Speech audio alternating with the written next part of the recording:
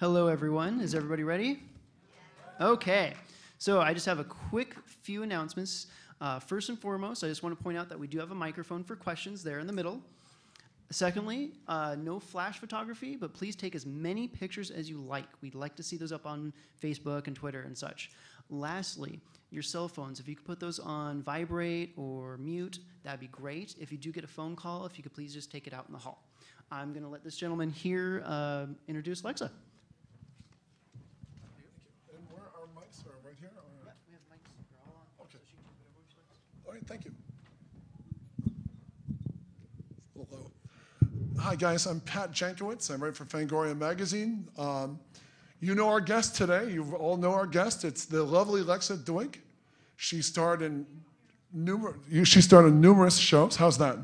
I'll try to talk quieter. I'm sorry. She starred in numerous shows. She's now on Continuum. And, of course, she's in the 10th Jason movie, Jason X, Friday the 13th. I recognized a horror fan in the audience. Okay, without further ado, let's introduce Lexa Doig. Give it up, people. Anyone sit? Anyone sit? I'll sit here. Okay. Thank you. I was afraid of that thing there because I thought I would be having to give, like, I don't know, some sort of presentation with a PowerPoint and everything. How's everybody doing today? Okay, you want to tell us? Here we go. These might work. Hello. Hello. Okay, there we go. Right? All right. You want to tell us about becoming the queen of the Sci-Fi channel? How did that happen? Living in Vancouver. There's a lot of sci-fi that's shot in Vancouver, or there used to be, because it's a little bit less expensive, or it used to be, with our dollar being weaker. It's not as weak anymore, and we've got incredibly talented crews that are used to doing it. So it's that's why a lot of stuff was shot in Vancouver, and because my husband and I chose to sort of stay in Canada instead of doing that thing that a lot of Canadian actors do, which is go down south. That's what we end up working on a lot of. What was your first gig? Tech War with William Shatner. Oh, do you have a Shatner story for us?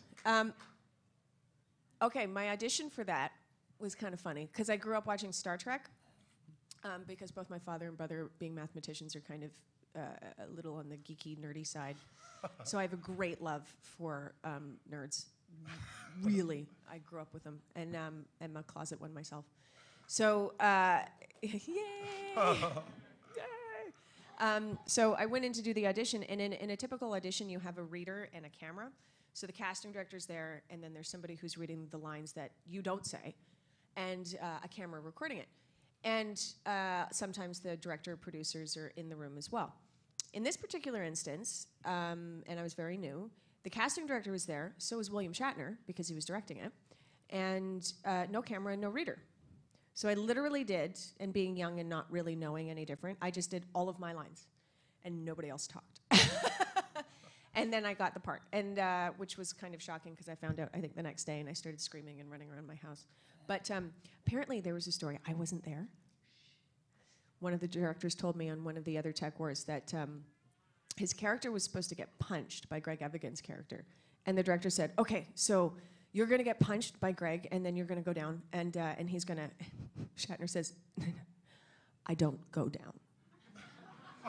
And the director went, okay, so you'll get punched, and you'll stand up, and then Greg's going to do this. So yeah, apparently William Shatner doesn't go down. Do you have a favorite of your work? I mean, you've done Smallville, you've done all these other shows. Is any jump out at you? Different ones for different reasons. I mean, I liked Andromeda because I really like the character. And I like Stargate because I got to work with my husband and a bunch of my friends. I really like Continuum, the show that I'm currently working on, because it's a really neat concept and it's a very smart show, and I'm really looking forward to where it's going because I think it's kind of relevant. So it's fun to get behind that. Well, now, why do you think that you're sought out for sci-fi and fantasy? I mean, every time you do it really well, but what do you think attracts them to you to do that sort of material? I don't, my Twitter following, I don't know. I think it's just because I happen to be in Vancouver. A lot of stuff like that is shot there, and I have a lot of experience with it. So, and I see a lot of the same faces, and I work with a lot of the same people. So, oftentimes it's just because I've worked with them before that they know me, they know what I'm capable of. I have a rather, in any other part of life, useless ability to spit out large chunks of expositional dialogue and not get caught up on it, which can be helpful in sci-fi. What comes to mind about Smallville? I was covered in blood. It was a lot of fun. I had my neck ripped open. It was really cool. Yeah, that's pretty much it. Yeah. And everybody that worked on the show was really nice, so I had a nice time. Even though I didn't really have a very big part to play, it's kind of funny because, again, I knew a lot of the people that worked on the show socially because I'd worked with them before. So that's the great thing about living and working in Vancouver is pretty much every set that I walk onto, I know at least 2 or 3 people, often more than that I can say, hey, how you doing? And it feels like old home week. Speaking of necks ripped open, you want to talk about Jason X? Yeah, I didn't get my neck ripped open on that. Yeah, that was Everyone fun. else did, though. The funny thing is about Jason X, it was actually a lot funnier in the script. And we did have a lot of, we started to have a lot of fun. Todd Farmer, who wrote it, was really funny, and it was peppered with all these different homages to different sci-fi shows. And someone who shall remain nameless, but was in a position of power, saw us having all kinds of fun and kind of wanted to get in on the fun.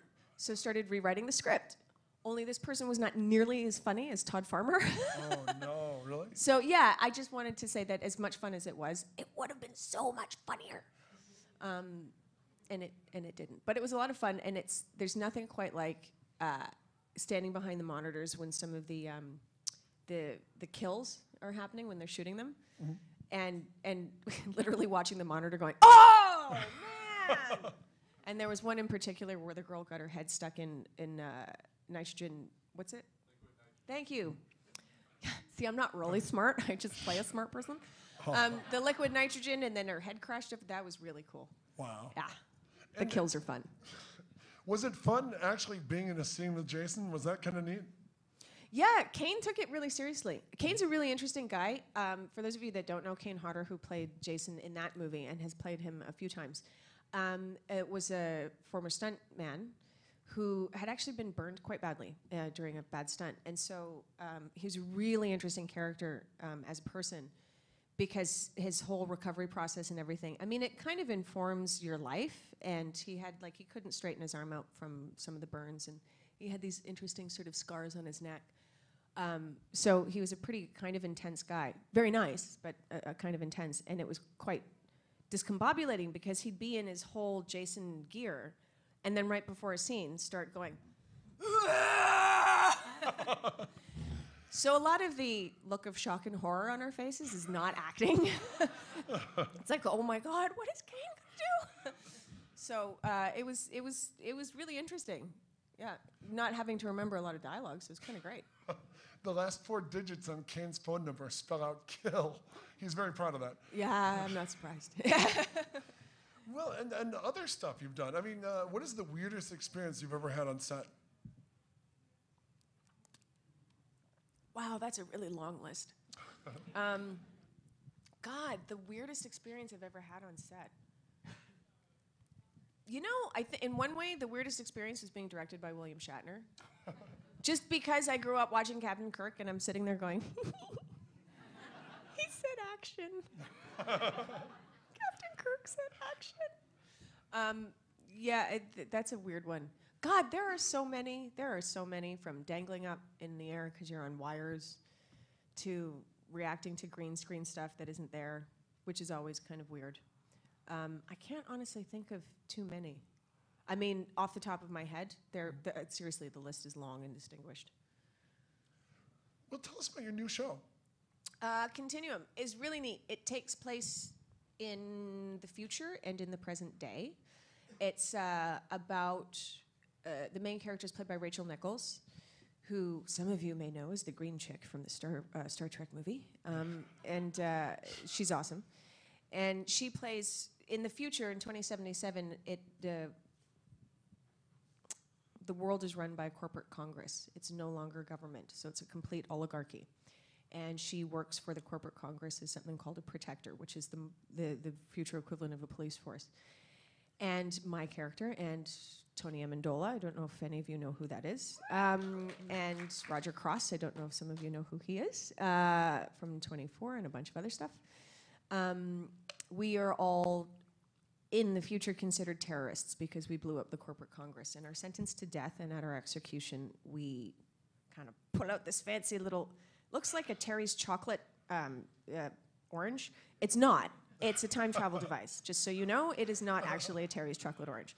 But we throw it together, and then we get sent back 60 years, and so does she. So our plan is to change the future so that the corporate Congress never happens, because it's quite oppressive. And her plan is to get back to the future and try and keep it status quo, because she wants to get back to her husband and son, and her life wasn't so bad. Ours sucked. Hers was good. So it's really interesting because I think it's kind of relevant, but nobody's really a good guy and nobody's really a bad guy. We look like the bad guys. I'm just saying one man's terrorist is another man's freedom fighter. That's all I'm going to say. We're not necessarily that bad, even though we do randomly just kill large sums of people and are kind of brutal about it. We have a point. Yeah. Yeah. I mean, just little things. I mean, I'm from the future. He's dead in my timeline. So, really, it's fine. One man's terrorism is another man's freedom fighter. I didn't realize you were a separatist. Yeah, no. By the way, you grew up in Canada. Yes, I did. Toronto. Yep. And were you a Friendly Giant house or a Mr. Dress-Up house?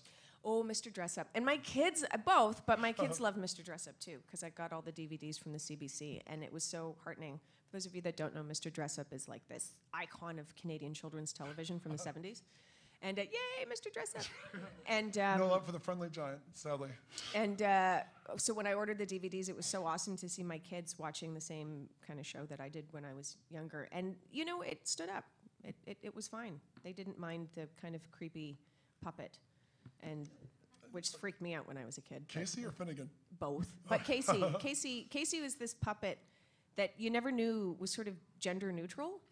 And was kind of supposed to be. So, I mean, and literally, I actually watched it going, is Mr. Dress-Up ever going to refer to Casey as a he or a she? Never does. And so it's kind of creepy. I never noticed that, by the way. Never does, because I was like determined to figure out whether Casey was a boy or a girl. Still don't know. Well, but so have you worked, you've done a lot of shows in the States though, right? Nope. Really? No, I worked in the States, funnily enough, on an English television series that I did, called Sci-Fi: The New Professionals. We shot in North Carolina and Washington, but it was an English television series. But I've never, other than that, I've never really worked in the States. At the old DEG studios where they did Dawson's Creek? No, but because we didn't really shoot in studio, we took advantage of the locations when we were there. So just we were out and about. But Wilmington was awesome. I loved it. Wilmington, very nice. Yeah, it was beautiful. Although they had, okay, I don't like cockroaches. I have a thing. I saw, what was that horrible, it was, oh God, what was it called? The hissing one, or? No, there was a movie where, and I can't remember, but I saw it when I was a kid, and it was like a bunch of, Bug. You saw Bug by Juno Schwark. No. It was, I can't remember the name of it, but it was a bunch of different vignettes. Creep Show. Creep Show. Creep Show, that was it. George Romero's Creep Show. Very Creep nice. Show. Who said Thank that? you. Thank you. Very Round of nice. A applause. George Romero fan. But I saw that when I was a kid, and that the vignette of the guy who went over all the cockroaches, and then eventually that image of them all pouring out of his mouth and his eyeballs stuck with me. So I kind of have this feeling that when I kill a cockroach, that its entire family is going to come get me. Wilmington, North Carolina is not a good place to be if you don't like cockroaches or any kind of exoskeletal creature, because they have these things they're telling me. It's like, oh, don't worry about the cockroach. If you see one cockroach, you probably have a bunch, but if you see a water bug, don't worry about it. And I'm like, oh, what's a water bug? And it's like, oh, they look like cockroaches, only they're this big. This big! You gotta be fucking kidding me! And I remember one night, I will admit, I'd had a bit to drink. I was out, and we're walking along this parking lot behind, like, I don't know, a grocery store, and out of the corner of my eye, I'm like, oh, the shadows are moving, and I look down. Oh my God. There was like this sea of cockroaches. And they were parting like the Red Sea as I was walking. And I literally leapt about 30 feet straight up in the air, landed in the arms of whoever I was walking with, screaming like an idiot. Other than that, Wilmington's beautiful. It's gorgeous. Oh, very nice.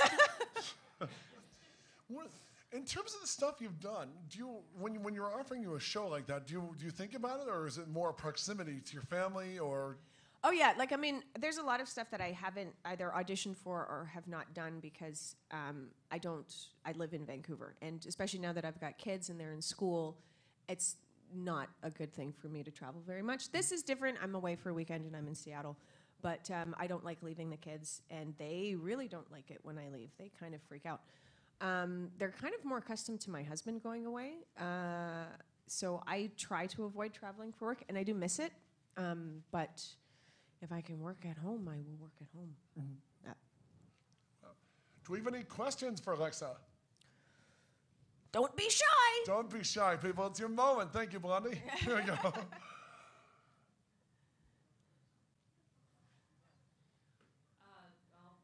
yeah, first of all, thanks for your body of work because it's all really great.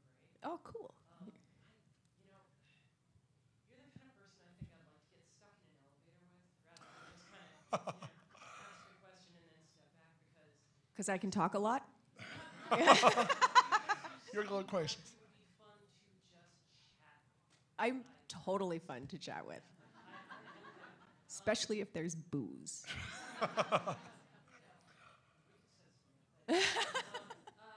I mean, I was trying to come up with a coherent, just a question, and really struggling because, let's try to go somewhere with this. First of all, I really liked Andromeda because I loved the idea that you have Kevin Sorbo, who's basically James T. Kirk, and he falls into a black hole, Yeah. and the Federation goes. Yeah. I loved that whole setting. I thought that you guys had fantastic chemistry. The whole setting was really great, and I wish that you'd been able to develop it fully because I really loved a lot of the sort of underlying themes and little currents that were going on in that show. And then I guess as far as a question goes, I'm really enjoying Continuum, especially for the reasons that you cited, where basically I'm sort of looking at it and going, the bad guys are good guys, and the good guys are bad guys. Yeah. It really hurts. And because it's in Vancouver. It's Yeah. not, it's not in Seattle. Yeah. Yeah. But I guess my question would be, especially since the guys on your side are sort of getting killed off about one and I know, we're losing them. So, are you going to get a little bit more of a focus episode? Because I'd love to find out more about your individual character. Not in season 1. There's actually very little for me to do in season 1, and I was warned about that when I signed. Thank you. Yes, I was warned about that when I signed on to do the show, because I had read the first couple of scripts and called my agent and said, "I'm barely in it. Why do they want me to do it?" And I was sworn to secrecy. Although I think some of these spoilers are out there because season 1 is aired in Canada and the UK. And is it? It's currently airing. What episode are you guys on? 4 or 5? Oh, okay. I know. It was funny. No, I mean I'm not in. I'm not in a couple of them. I was warned that it was for very specific reasons that my character was not involved because so much of our show relies on the twists and turns and the secrets and that kind of thing. So I'm not going to tell you what does happen for those of you that don't know. But let's just say I take more of a leadership role in the second season, and it's so frustrating because I can't talk about it, but it's really neat. Tune in for season 2, which I believe is going to air immediately after season 1 ends, which is good. So hopefully our ratings will go up too.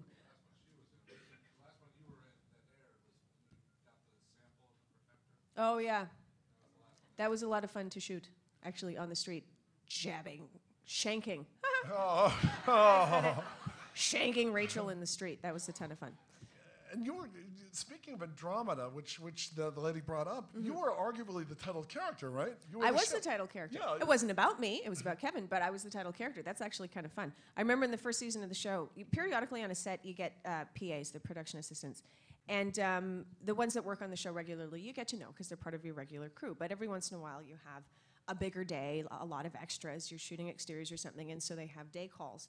And I remember in the first season of the show, that we had rather a lot of extras, so they had hired a PA for the day just to kind of look after the extras. And craft service, for those of you that don't know, is the table full of food that is there to snack on for the cast and crew. So what they usually do is they set up this kind of lesser version. It's the cheapy version for the extras, right? Apples so they've and got, M&Ms. yeah, they put extras craft over there and then the crew craft over here. And I'd walked up to the cast and crew thing, and there was this one PA who was just a stroppy little thing who said to me, no, excuse me, sorry, that's just for cast and crew. Yours is over there. Oh. So this is the cool part about playing the title character of a show. Oh, hi, we haven't met. I'm Lexa, I play Andromeda. To which she replied, oh, Time to update. so I guess you can eat here then. Yeah, I'm pretty sure I can. Thanks. Time to update the resume. It was just quite funny. Did you? Yeah. No, and I mean, it's that tough thing too. If you always end up looking like a wanker, if you're like, excuse me, I'm important, don't you know? I get to eat that apple, not that apple. Shut up. Yeah. There's no way of kind of getting out of that without looking like a douchette. I've never heard the female version of that. I go for it. That was impressive. You have a question, little lady. Hi, Carol. Hello. I would say that you have another title now, which I think would probably be Queen of Twitter. Because you do bring so much to everyone through Twitter. Oh, yay. Guinea pigs. Yes. Sons with blue hair. Yeah. Absolutely wonderful. Yeah. On a more serious note, I have read recently about problems that the BC film industry and Vancouver, and it ties in with when Tom Macbeth actually came to Chevron a few years ago and was also talking about the sad decline of theatre in Vancouver. How hard are you guys finding it now? Because we read an awful lot, Peter DeLuise, Right. Facebook, and there seem to be so many campaigns. It's very difficult. For those of you that are unfamiliar, a lot of the reason, again, as I mentioned before, why productions come up from the United States to Canada, to Vancouver in particular, are because used to be because we had a weaker dollar, so you get a bigger bang for your American buck, but also because of the tax breaks that BC could offer. What's happened recently is in Ontario and Quebec, in the eastern part of Canada, they've offered better tax breaks. And our government in BC won't match them. And so what's happening in our business is that a lot of productions that probably would have come up to Vancouver are now going out east. So about 90% of the people that I normally work with, people in my industry in Vancouver, are out of work. Wow. Both crew and actors. And the thing is, actors to some degree can up and go. We are gypsies by nature, but the crew, it's a lot harder for them. And it's a 1.1 to 1.6 on average billion-dollar industry in British Columbia, and our government doesn't get that it's going to go away. It's not a resource-based industry. It's not like lumber or mining or anything like that. They will go, productions will go somewhere else. So we are currently arguing and fighting with the BC government to try and match the tax credits. We don't want them better. We just want them matched so that we can get our jobs back. It's very difficult. It's very difficult. I know a lot of actors that are realtors now and work in Walmarts and stuff like that. Not that there's anything wrong with that. It's great. But when you're accustomed to making your living as an actor, and just so those of you that don't know, most of us don't make what, you read these amazing salaries that Charlie Sheen gets and billions of dollars. We don't make that. We make enough money to pay our mortgages. So for a lot of my friends and coworkers and people that are incredibly talented and skilled at their crafts, they are not able to actually work. So it's very tough. It's very, very tough. Wow. On that happy note, any more questions? Hey, there's a fellow right there with a question. Hi, Atari! Oh, wow, old school. Make it a good one, sir. No pressure. I was up in Vancouver a few months Oh my God. So I just saw the whole thing for the first time, and I just wanted to know, do you still have that awesome costume? I don't. Sadly, I don't. But if I remember it correctly, it was kind of cool. Yeah. Thanks. Oh, cool. How about you, dear lady? What's your question? I have a question about Primeval New World. Yes. Is it coming back for season 2, and are you going to be in it? It is not, and no. Wow. But I don't know. I mean, it's a strange thing because Martin Wood, who's I don't know if anybody here knows who Martin Wood is. He was the executive producer on Primeval and Sanctuary and worked quite extensively on Stargate, is a very good friend of mine and my husband's because our kids are the same age and very good friends and go to the same school. Aside from the fact that we've also worked together. So I was speaking to Martin recently, or Michael was. We share a brain, my husband and I. Apparently it was actually very well received, but for some reason Space Channel decided not to renew it. So I don't know if they're actually looking for it. They might be. By all means, tweet away or write letters. Okay, so you know what? By all means, write to Sci-Fi if you like it, because it was very well received. I think Space Channel in Canada provided a good chunk of the operating budget for it, the shooting budget for it. So, production budget. If they can get that money from somewhere else, I imagine they probably would go for season 2. But they have announced, Space Channel did announce that they are not going to pick it up. And I was really hoping that they would, because is that Effie Trinket? Did Effie Trinket just walk in? Is Effie Trinket? Oh my gosh. I was really hoping, because I think I probably would have gone back, not as a regular character, but for sure to go back and work on it, because it was a ton of fun. I got to swear. It was fun. Yes, sir. Yes, just so you've been in quite a few things, long series and kind of one-off things. Is there a particular role that you would love to just go back and reprise, do again, either because of the role or because of the cast around you? Not really. I mean, listen, it's hard as an actor because whenever you watch your work, you always cringe. I mean, some actors don't. I do. I cringe and go, oh, God. If I could do that again, I would do that differently. I think if there was one that I'd like to go back and have another run at, it would be probably Carolyn Lamb from Stargate.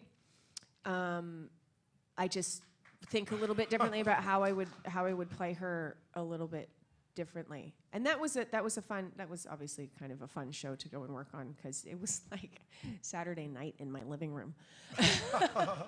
It was fun.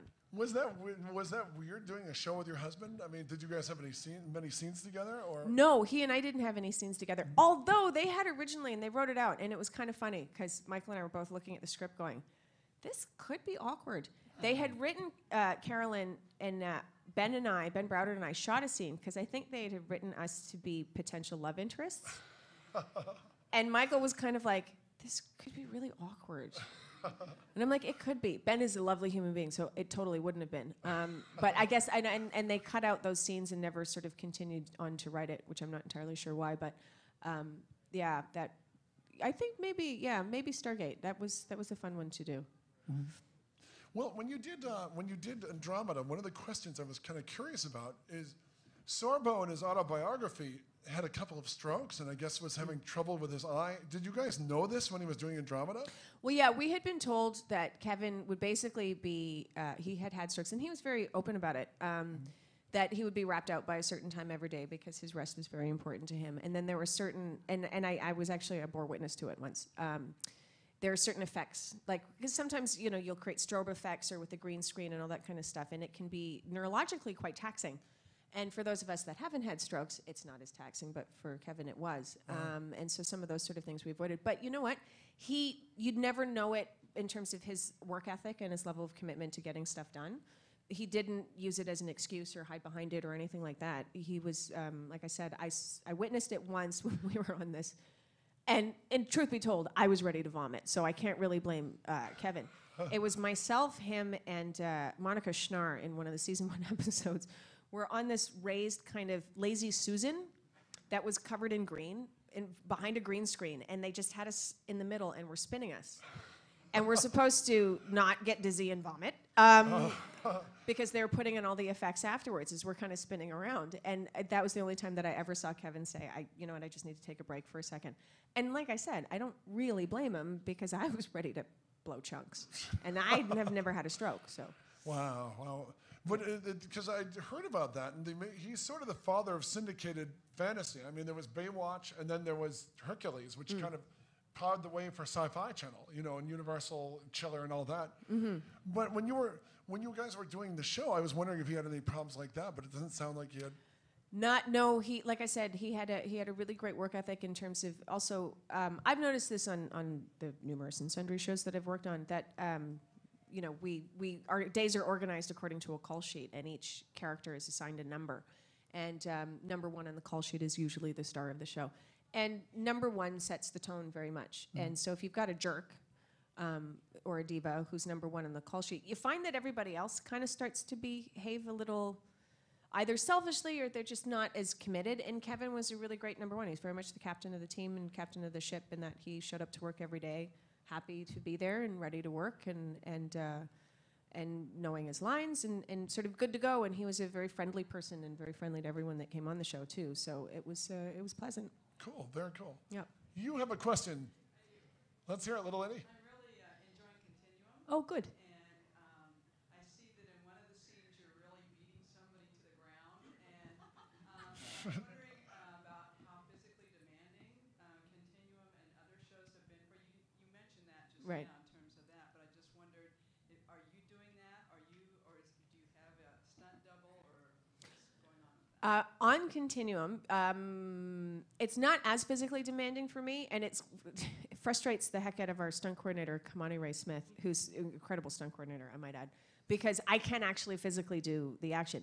It's just there are a whole bunch of other people that can do the action in the show, and my character, I don't feel needs to be the badass. I think it's a trope that can be very tiresome after a while, which is every female on any kind of show has to be able to kick ass and take names. I think there are multiple ways that one can do that. It doesn't have to be physical. And I look at my character and I think she does it with her head and her brain. Because there are, like Luvia Peterson plays an ex-soldier named Garza who can seriously kick some ass.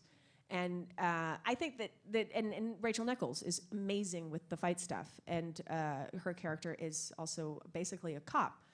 So I think that already is there on the show anyway.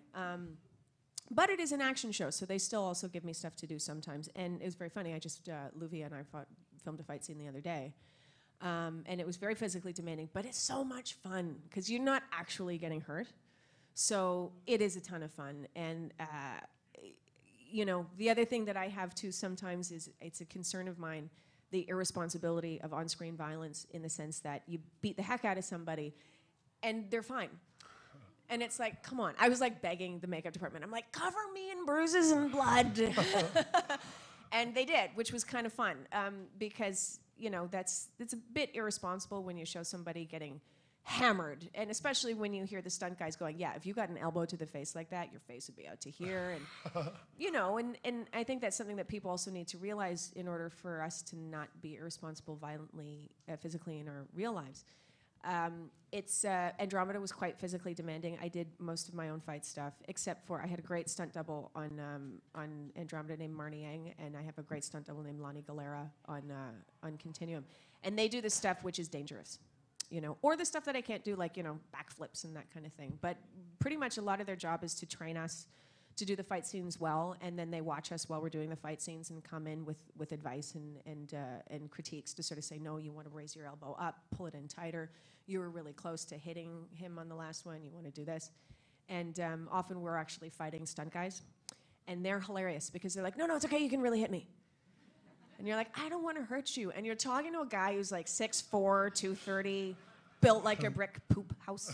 And you're, you know, and then there's me going, I don't want to hurt you. And they're like, you can't. It's really, go for it. I'll be fine. Have you ever gotten popped in a fight scene? No. No, I haven't. And again, because a lot of times what they'll do is when they're filming it, for example, if I were to fight you, and your stunt double, and then my stunt double, when they were shooting my half of it, I would actually be doing my fight scene with your stunt double because they're on the back of your head.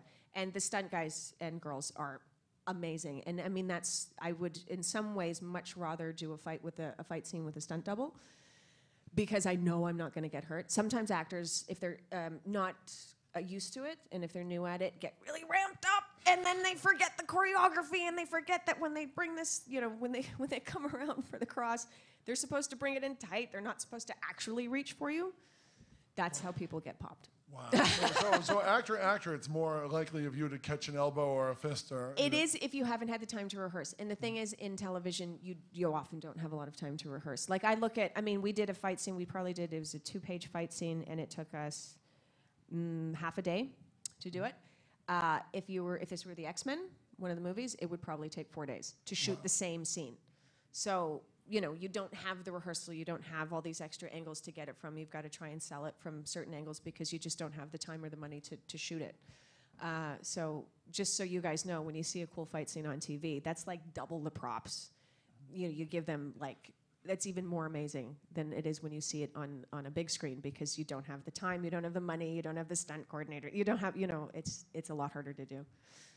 Yes. Hello. So me and my fiance are both huge fans of Stargate, and my question for you is, what kind of characters do you lean towards when you're looking at a script, and what characters do you like to play, and do you go towards characters you feel like are hard to play but it's a challenge for you?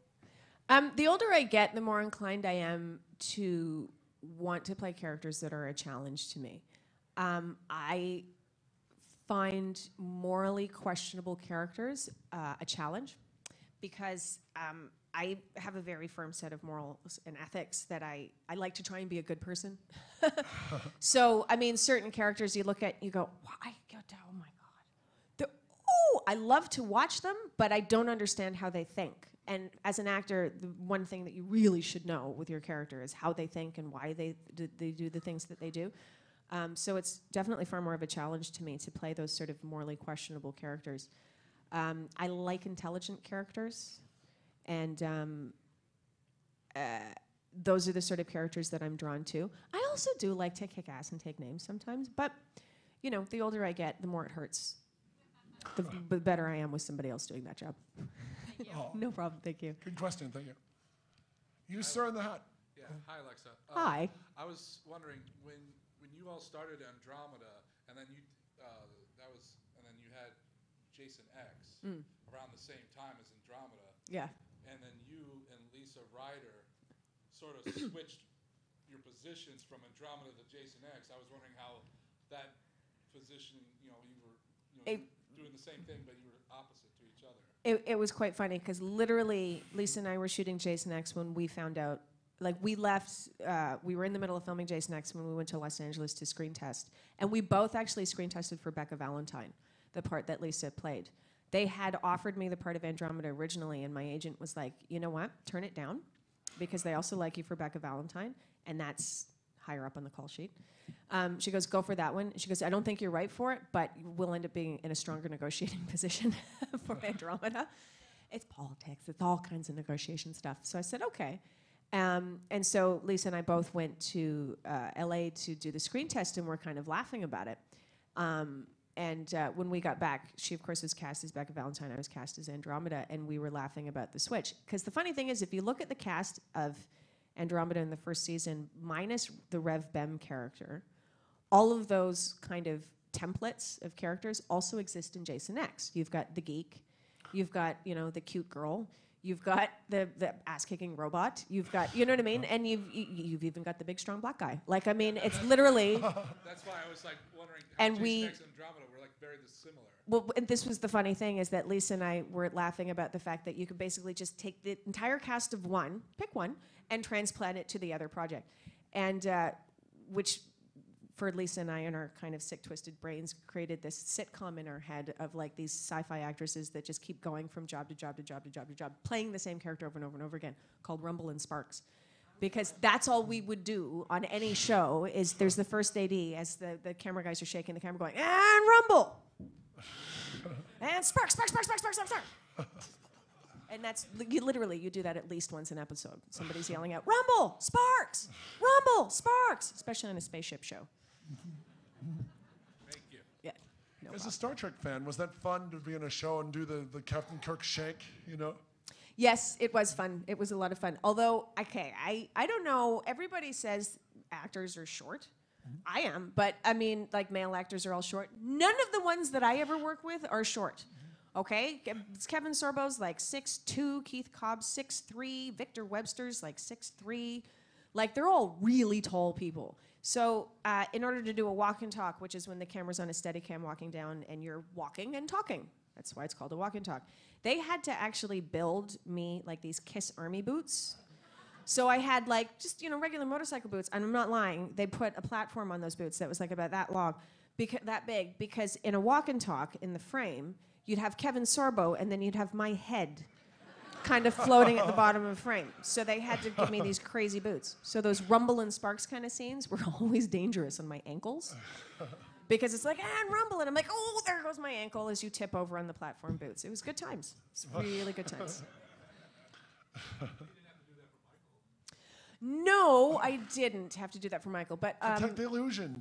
yeah. But everybody on that show was told too. Like Claudia Black is. I mean, okay. Claudia Black, Amanda Tapping is like 5'9", 5'10". Chris Judge is 6'2". Richard Dean Anderson, who was not on the show really at the time that I was on the cast, but he's quite tall. Beau Bridges was of a normal height as far as I'm concerned, and I was very happy about that because I had a lot of scenes with Beau. But Ben Browder's like 6'6'1". Michael's 6 foot. Like, I always end up on the show with the really tall people. How does that work? I want to be on the show with the short people where I look tall. It's not fair. Okay, I'm done. I'm vain. I'm about 1 millimeter deep. It's all good. Okay. And, have you ever had a problem where 2 shows were going at the same time and you were on both? Or? Yeah. Tell us about that. I was doing 4400 and Stargate at the same time, and yeah, I think that's why I was written out of 4400. Really? Well, it was the thing. It's a whole long convoluted story because I wasn't under contract on either show, so my agent decided to kind of play this little, okay, so you're not on contract, so you're not available. And then what ends up happening, though, is that when your agent's trying to do that to sort of force production's hand to hopefully offer you a contract, it's a small town, Vancouver, so the production managers on both shows will endo the agent and just talk to each other, which means upside, they work it out so you can work on both shows. But the downside is you could wrap on one show and then have to go directly to the other show, which I've done before on other shows, not in Vancouver, where you don't sleep for like 4 days because you're literally set hopping, and that ends up with like hallucinations and you're really tired. Have they made an action figure of you yet? No, and I'm so bummed. You have no idea. Michael has a few. Like, he's got a few, like, Daniel Jackson ones. And then, arguably, he's got Hawkman. Although the Hawkman action figures don't look a thing like him because nobody's built like that. But, yeah, it's like it was a bummer because they made action figures on Andromeda, I think in the first or in the second season. They did, like, a very small run of, like, Kevin and Lisa Ryder and I think Keith Cobb. And maybe Rev Bem, Brent State's character. I can't remember. And it was sort of a tester, and then they were going to do everyone else, but obviously that they failed to test. And they never did anyone else, and I'm really bummed. It's like, that's on my bucket list, but it's out of my control. I want an action figure. Gosh darn it. Melanie wants an action figure. And my kids, I have to point this out. My kids are like, Mom, why don't you have an action figure? And I'm like, I looked at Michael one day, and I'm like, how is it that our kids think that it's perfectly normal for their parents to have action figures? Well, like, that's a little weird, hey? And that they're looking at me with pity, like somehow I'm not living up to my role as parent for not having an action figure. And I'm like, that's not fair. It's not right. Is Michael's figure in a place of honor in the house? I think it's in the bottom of the toy box. Like, well, no, that's not true. Hawkman is up. Each of the kids have a Hawkman in their room. Although I'd like to point out, we have at Christmas time we have a creche, and it was fascinating because Darth Vader and Daniel Jackson, and I think who is so the Stargate fans here. What's the name of the character that David Palfy played with the black hood that you never saw his face on Stargate? Anubis. Anubis made it. Yeah, Anubis made it into the creche 1 year. It was kind of great because you've got the baby Jesus, and it's all very pretty with the angels. And then you've got Darth Vader and Daniel Jackson. Hawkman made it in last year. Hawkman replaced. We don't do this. Like, we wake up in the morning and come downstairs and go, well, hey. The fourth and fifth wise men. Yes, exactly. Hawkman was the angel, I guess. Standing behind Melchior. Yeah, it was pretty great. Yes, sir. I don't know if this question was asked before, but I had 2 questions about season 2 of Continuum. Can you tell us like where your character's headed in season 2? And also, I was curious to know what happens. How does the dynamic between Kira and Alec change? Where are you at? What have you watched so far? I've seen the first episode and the season finale of season 1. Okay, so have you seen the whole first season, or? Just caught bits and pieces. The dynamic between Kira and Alec. I think they have to work. Alec is going through, I think at the beginning of the season, I hope I don't get in trouble for saying this. Alec is going through a little bit of a crisis, knowing what he knows now about himself. And he's going to have to contend with that and sort of deal with that. And deal with the fact that his relationship with Kira has a whole other different meaning in the context of him knowing what he knows. For my character, in terms of where she's going, how can I say this? Well, it was in the last season. Kagami's intention was for her to continue on fighting the good fight. And she tries. I'll just say, she tries. I'm not going to say that she succeeds, but she definitely tries. All right. So it's fun. Definitely tune in, because there are a lot of twists and turns. Like, seriously, we're reading the scripts going, oh my God, you're kidding me. Yeah, it's kind of great. All right, thanks. No problem. Thank you. And have you done, how many Sci-Fi Channel movie of the weeks have you done? Have you done any Sci-Fi originals? Any Dino Sharks on your resume? No, I did Ball. Ball was a great one. I have to tell you about A Storm God. Okay, so this is, and I'm not trying to bag on it or criticize how I earn my living. However, it is periodically amazing when you get things like, there's a big storm in the sky, and it's scripted that you throw a bomb at it. General, I think it would be a really great idea if we threw a nuclear weapon into that cloud to break it up, because that makes sense. And I did this other great one with my friend Ian Somerhalder called Fireball. Oh, you did? With Alex Ponovic. And I have to, wait a minute, I have to do this. This is what my daughter called it at the time. Fireball! It was pretty great. Yeah. She has a job at the Sci-Fi Channel, I think. Well, no, I think she should. Actually, I think she should. But Michael's done some great ones, which are just really, really special. That we have a fun time. But no, I'd love to do a Sharktopus. Yeah, you need to. I I mean, would love to.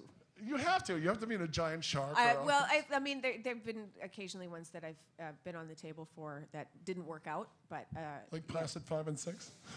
No, I would love to do any one of those, because they're kind of fun. They're kind of, the only time they're not fun is when somebody's actually taking them seriously. When somebody they're like, no. I mean, you really got to commit, and I'm like, really? Because the audience isn't. I'm just saying, it's fun. Can we have some fun? Thanks. We can only be afraid of Ball if you were afraid of Ball. Well, exactly, and well, sure, but somebody else can do that. Let another actor do that. Did you live to the ending? Pardon? Did you make the ending? I did. I lived, and I apparently did. It looked like I did the right thing, but I didn't. Stephanie Von Petten's character actually did the right thing, and we never met. But that's Wow, very nice. Very nice. It's good times. It's good times. It was an important film with a capital I. It changed the world. It is cool, though. I mean, how many watch Sci-Fi originals because of her, and how many watch it because it's so out? How many watch it for Lexa or Michael or someone like that? One of the Sci-Fi Channel heroes. Let's see a show of hands. Okay, now how many of you watch it because you literally see Sharktopus and go, "Oh God, I gotta see this"? See? The Joker Yes. just raised his hand back there. Yeah. I mean, the concept is so crazy, and having you guys in your marquee. Didn't they have one with like piranhas with feet? Yeah, that was Piranha 3D. Oh, was it? Yeah, it went directly to video for some reason. No, but I mean on the Sci-Fi Channel, wasn't there one with like the piranha heads and they had like bodies and feet or something? There's some great ones. There's some awesome ones. The best one was Michael did one where they were like, I think it was killer bees. Oh, yeah. Swarmed. No, but the best part was the woman trying to kill the one bee with a shotgun. And God love the actress because she fully committed. But you're like, really? Can you just get me a good fly swatter? No, they want booms and shotgun. B. Think about it. She was trying. I mean, God love her. She did try. Bless, exactly. Wasn't the actress's fault. That's all I'm going to say. But would you would do it if they came to you tomorrow and they Bonnie Hammer or someone offered you piranha with feet? You would do it, right? If they paid me well, yeah. There we go. It's but a paycheck. Yeah. Got mortgage payments. Yeah. I mean, how many people don't love piranha with feet? Indiana Jones, do you have a question or? Oh, okay, he's just. There we go. I have a sneaking suspicion somebody really interesting is coming in after me. No way. No way. They're here for you. How many people are here for Lexa? There we go. These are your people. These are your people. They would never betray I you. would totally take a picture of you all and tweet it, except for the fact that the Wi-Fi in here sucks. Yes. Pooh. True story. Yes. There we go, Blondie. Here we go. Question number 2. Woohoo. I'm going to cheat. Go for it. And say that Rumble and Sparks, if you can get together with Joss Whedon and get webisodes done, I will kickstart you for that because that's awesome. So. Wow, thank you. Okay, I would love there to you do go. that. Actually, that's a really good idea. Because, I mean, everything's changing. If you used to want to, it used to be if you wanted to do a TV show, you had to get meetings and pitches and all this other kind of stuff. And now you're right, you can just sort of kickstart your own sort of webisodes and take off from there. Hello, sir. What a nice toque. Good to meet you. That is a nice toque. Are you from Canada? No. Okay. But you're still cool. So to you, it's just a hat? Yes. Okay, No, just checking. Like Canada, America's hat. I love it. So, you brought up you're starting to play more and morally ambiguous characters. How Right. is that, and how is that such a challenge since you brought up you have a strong moral code? Well, it's not like, it's not anyone else's moral code. It's just what makes sense for me. Like, I do like to try and be a decent human being. To have characters that don't make, like, it's always a challenge for me when I'm looking at a character, and I would, in any given situation that they're in, your instinct as a person is to go, well, I would do this. That's you, though. That's not the character. So when your character chooses to do something else, like kill 5,000 people, you have to say to yourself, okay, why would they do that? I don't believe that people are inherently evil, although maybe they do exist. I don't know. I've been fortunate enough never to meet anyone. That's not true. I'm an actor and I do work in the entertainment industry. I have met people that are inherently evil. But I have to stop and correct myself. No names. But in terms of why a character would make the decisions that they make, it's more challenging for me when they're making what I think are either selfish or harmful decisions to others, because in my personal life I would strive not to.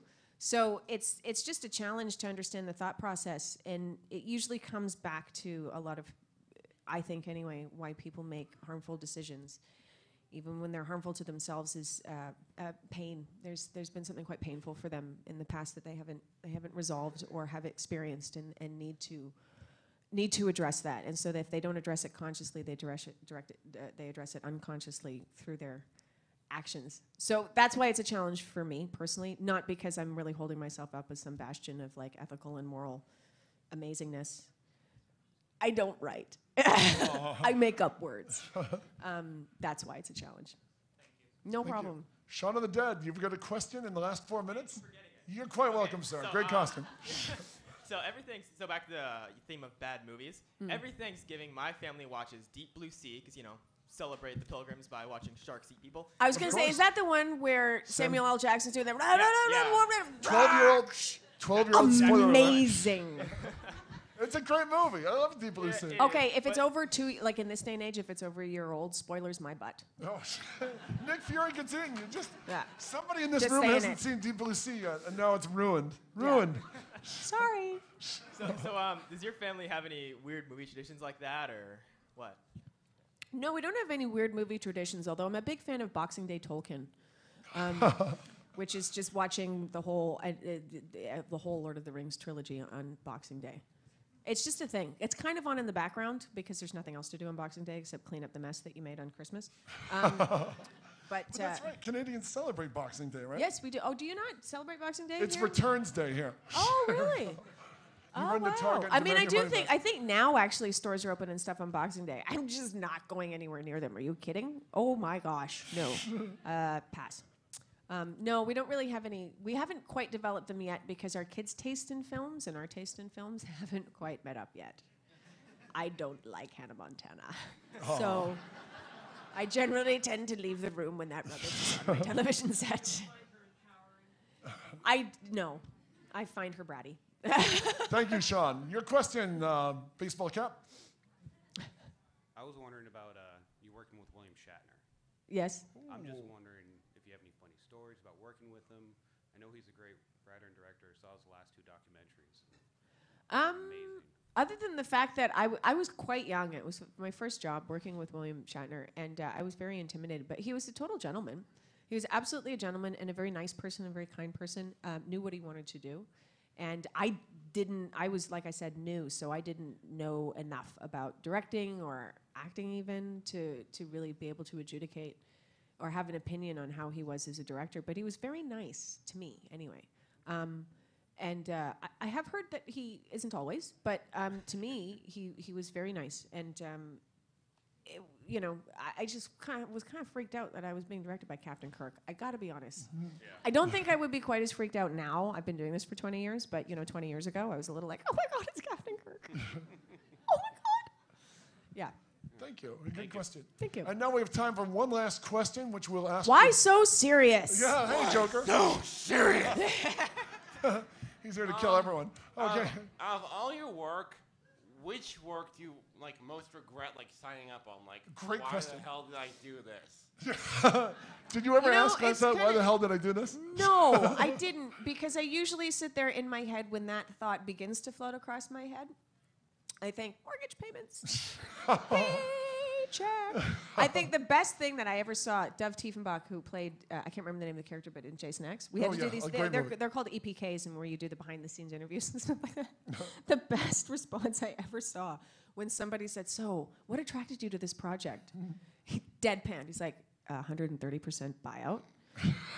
Which is the buyout that you get in lieu of residuals in Canada to do something. And so, no, there's nothing that I really regret doing because I made money. So whatever. The more you want. Yeah, exactly. I got to pay my bills. Nothing wrong with that. And there ain't nothing wrong with that, ladies and gentlemen. Put your hands together for the lovely and loquacious Thank you Lexa very Doig. much. There we go. I'm still going to take a picture and tweet it later anyway. Everybody say cheese. Wave to everyone. Wave to all those people. You're now in Canada. Thank you very much. Hey, Lexa, thank you.